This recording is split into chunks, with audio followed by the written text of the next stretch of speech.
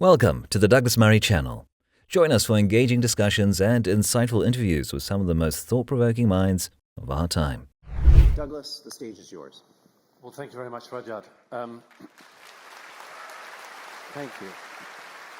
It's a great pleasure to be here. As Rudyard said, I've come a rather long way from the front lines of the Ukraine conflict because I like to see these things with my own eyes for myself and to come to my own conclusions. I came out through Moldova the other day, through London, then got to Toronto, and a friend of mine said, "Why are you going to Toronto?" I said, "An invitation to Toronto in late November? Who on earth says no to that?" Only a madman would say no to that. You'll see shortly why I'm so keen to speak about this issue here in Canada. Let me put it this way, though, to begin with. I would say in recent years, any sentient observer of the media will have had their moment of realization, a moment where they saw through something that the mainstream media was doing. It may have happened because the mainstream media said something about you or someone you know. It may be, as in my case, for instance, that an entire country got maligned by the mainstream media. It's very interesting, this result. It was a 48-52. That's exactly the result that the British people had in the Brexit vote. You know what? When we voted to leave the European Union, we did so against all of the implications of the New York Times, Michelle's employer. We just didn't listen to them. And the New York Times never forgave us. Ever since 2016, there has not been one story in the New York Times that's positive about Britain. We have had, and I'll run through some of them, we had a culinary review that said that the British people still survive on mutton and oatmeal. We had an anti-Brexit piece from the north of England, from Lancashire, a piece of reporting, where the author ended up having to admit that every single one of his facts was wrong, but his perception was correct. We had, recently the New York Times drafted in somebody from Russia Today, Vladimir Putin's propaganda channel, as an employee of the New York Times, to attack Brexit Britain. And when Her Majesty the Queen died, not 10 days of mourning was observed at the New York Times, 3 hours before they started attacking the Queen. And they did so day after day after day, because they hate Brexit Britain. That is just an agenda, ladies and gentlemen. That's not anything else. That's an agenda, one they've decided to take. Now, I said that I want to be here in Canada to talk about this because I think that this country has just been through something absolutely extraordinary. You really know that the world is in trouble when Canada becomes very interesting. I remember when your elections, as Norm MacDonald said, were all about, like, should we put up that bridge or not? Now Canada has become really interesting. It became interesting in January and February of this year. Why? Because you had protesters in Ottawa. Really interesting. When people come out in large numbers. And you know what the job of reporters is? The job of reporters is to go out and say, why are you on the streets? What brought you here? Why are you here with your kids? Why have you got a bouncy castle in the middle of Ottawa? That's a bit strange. Ask them questions. Just find out the story. But you know what?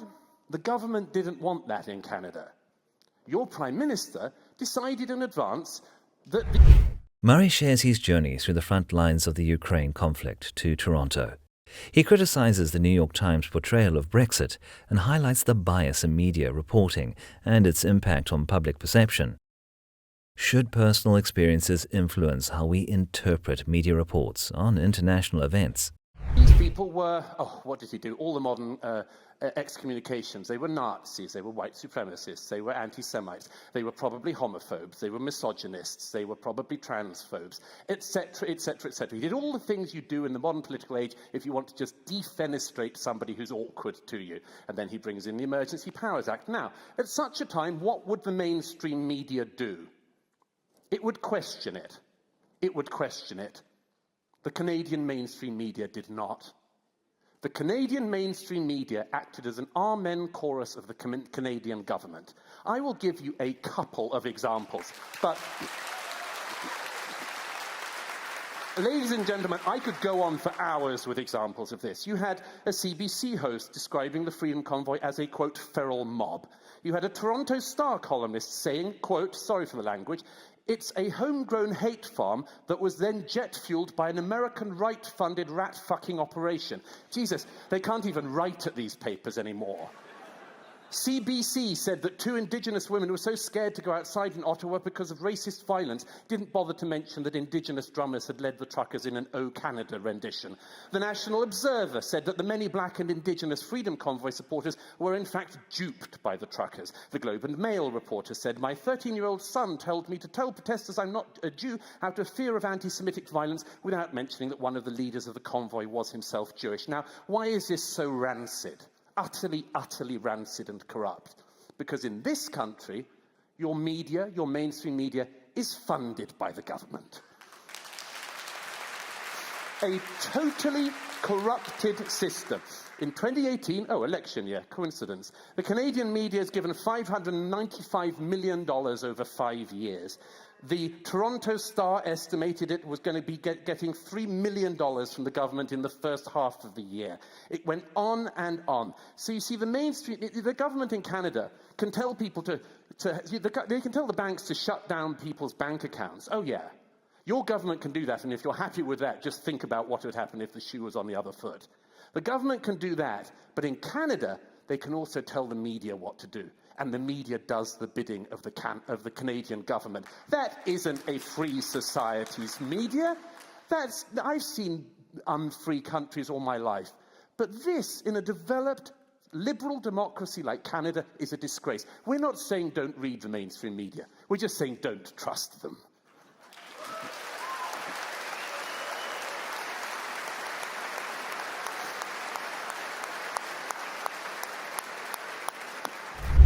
Murray critiques the Canadian media. He discusses the media's portrayal of the Freedom Convoy protests in Ottawa, its alignment with government narratives, and the consequences of such biases. How can we ensure media independence in countries where the government funds news organizations significantly? Thank you, Michelle. Okay, Douglas, same opportunity for you. 3 minutes on the clock. Let's have your rebuttal. Thanks very much. I'm delighted you went to the protests. I'm sorry I was on another story at the time. And I'm delighted that you reported honestly, since you didn't report Matt's comments honestly tonight. And the last time you were on this stage with Jordan Peterson, you didn't report his comments accurately either. Let me address the main point that has come out from the other side, which is that the mainstream media has frailties. Sure, it has frailties. And nobody is saying that non-mainstream media don't have frailties. Of course they do. The simple proposal in front of the audience tonight is whether or not you can trust the mainstream media. That is, that you don't need anything else. You don't need any other information from elsewhere. You can just turn on CBC in the evening and you know you've got your stuff. You can pick up the New York Times, the Washington Post in the morning, and you know that there's no spin on the story. It's absolutely accurate reporting. I was interested by Malcolm's story about himself because I wonder, Malcolm, if you hadn't have been yourself, whether you would have got that call from a journalist. I wonder if you weren't yourself, if you weren't a New York Times best-selling author, if you didn't speak to audiences like this. I wonder if you were just an ordinary member of the public who'd been grossly defamed in the mainstream media, whether they'd have bothered with you. I'd submit no. Because time and again, that's been shown to be the case. Now look, as I say, you don't have to believe this evening that you should never read the mainstream media at all. What we're simply saying, among other things, is, firstly, the mainstream media isn't the mainstream media that it used to be when we were all, sorry, some of you are a lot younger, but when most of us were growing up, okay? It's just not the same thing. It's running for money, it's running for cash, it's running for ratings and much more. It's just a different mainstream media, and you do need outside sources in that. You do need upstart blogs. You don't only need them, you don't need only read them, but you do need them. The second thing is, again, I come back to it, if the mainstream media today wants to put a spin on a story, they can do it all the way. Look at what happened the other day with the Colorado gay bar shooting in America. Again, we're in Canada, I don't want to talk just about America. Look at this, an appalling event. Somebody goes up and shoots up a gay bar. Whole load of the media start talking about the right wing, about the right-wing shock jocks who've caused this. They go on and on about it day after day until, it turns out the man taken into custody is non-binary. Story disappears. That would have been a really interesting story to keep on at. But it just goes away because the narrative isn't the one that the mainstream media wanted. It's too complex. So Murray addresses the flaws in mainstream media and the need for diverse sources of information. He asserts the importance of accurate reporting and the dangers of media spin. How can the public hold the media accountable for inaccurate or biased reporting?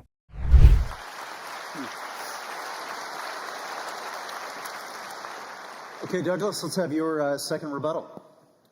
Thank you. Would that they were still interested in that nuance, Michelle. Would that they were. Malcolm Gladwell said we need to define mainstream media. If we haven't, it's because I spoke to the organisers before this tonight saying, are we going to spend the whole of the debate debating what the mainstream media definition should be? And they assured me not. But we can do.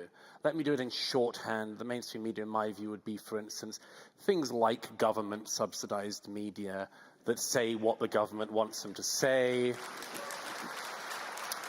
I would say that it was the legacy media, the newspapers we used to trust once and we don't trust anymore, the ones that used to be the papers of record and which have slowly descended into just partisan hackery of whatever their own particular peccadillos are that month.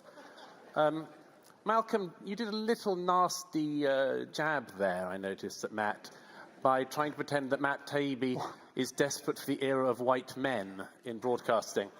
Takes a certain chutzpah to make that claim, but I don't see any reason why that is the case with Matt. I don't think that you are hankering desperately for a world of white news presenters. We've only just met, but you didn't give off that vibe to me. And when Malcolm says you've got to get your story right, guys, I know it's easy for a cheap laugh line, but I don't see why we do. We're two very different people with very different careers, interests, and much more. We've trodden very different paths across very wide swathes of this planet. And we don't need to get our story straight for you, or for this audience tonight, or be in lockstep. Differences of opinion, including on the same side, used to be cherished.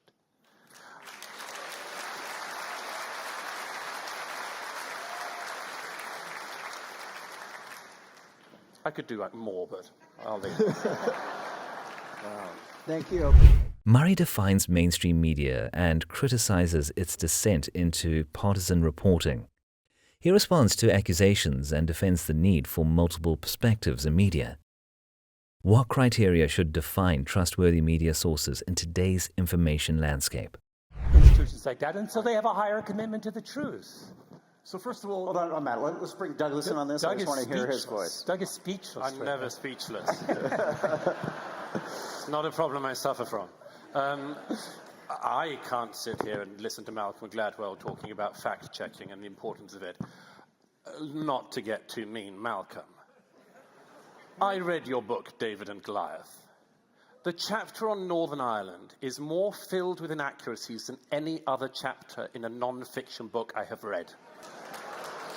It is, having written a not very well selling, but widely acclaimed book on Northern Ireland myself, my book on Northern Ireland didn't sell anywhere near as much as yours did, Malcolm. But mine was filled with facts.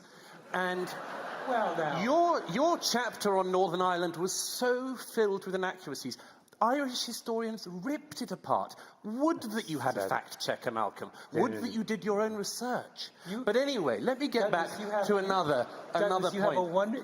I must say, you do a very good job of it. But you must say, you do have a tendency to accuse those who disagree with your opinion. No, it's not disagreement. It's not disagreement, Malcolm. You didn't know that the provisional IRA were responsible for 60% of the deaths in the Troubles. There were basic things you just didn't know, Malcolm. No. I'm sorry, it's not my fault, it's yours, and your fact-checkers. I didn't know that the function of this debate was to rehash the accuracy of a chapter in a book. Well, you were the one that started talking about fact-checkers. I'm simply saying, why don't you employ some? I suspect or your publishers.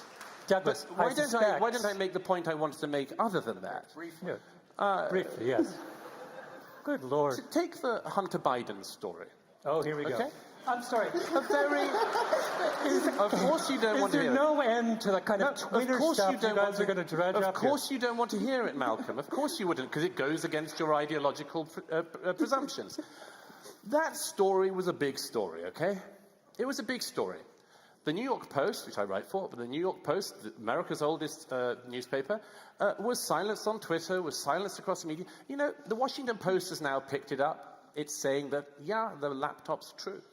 But why didn't the media pick it up before? Why didn't they call up people? Why didn't they check whether the emails were accurate? Because they didn't want Biden to lose the election. He was their guy. And they weren't going to screw that up. Now, Douglas Murray discusses the media commitment to truth, critiques fact-checking processes, and discusses the media's selective reporting. He gives an example of the Hunter Biden laptop story and its media coverage. How can fact-checking be improved to ensure more accurate and impartial journalism? We have disparate voices, and they have chosen to cherry-pick and create this complete mythology. It's so strange. It's so strange hearing you debate, Malcolm, because you listen to nothing that your opponents say. It's quite extraordinary. I've met it before, but never quite so badly as it occurs in you. You keep saying things that neither of us have said, and then you try to pathologize what we say. You decide to say things like, oh, it's a conspiracy theory. If it comes from this side, it's a conspiracy theory. You say, we don't do our research. We're just conspiracy theorists. Apparently mild dose of it, he says, in his excellent medical-like analysis of his opponents. We just have a mild dose. No, Malcolm, why don't you listen to what comes out of our mouths and try to learn something from it, as I am with you this evening? But at the moment, all I get is you dismissing every single story we come up with, every egregious failure of the mainstream media. I've given you a definition of what I think of as the mainstream media, so your attempt to claim that we haven't answered it yet is just another straw man in your massive legion of straw men you keep creating this evening. But I beg you to actually consider the fact that what we are describing is, even if you think not as accurate as you would like, an expression of a problem that is going on in our societies. Functioning liberal democracies need to have trust in their media. And the best that your side has been able to come up with so far tonight is to say, we get things wrong quite often, but you should trust. Next is a heated debate on media biases and accountability, addressing the dismissal of opposing viewpoints and the need for listening and understanding. Emphasis is placed on the importance of trust in the media for functioning democracies. How can media organizations rebuild trust with their audience in an era of widespread skepticism? Thank you for watching the Douglas Murray channel. Remember to like, share, and subscribe for more thought-provoking content. See you next time.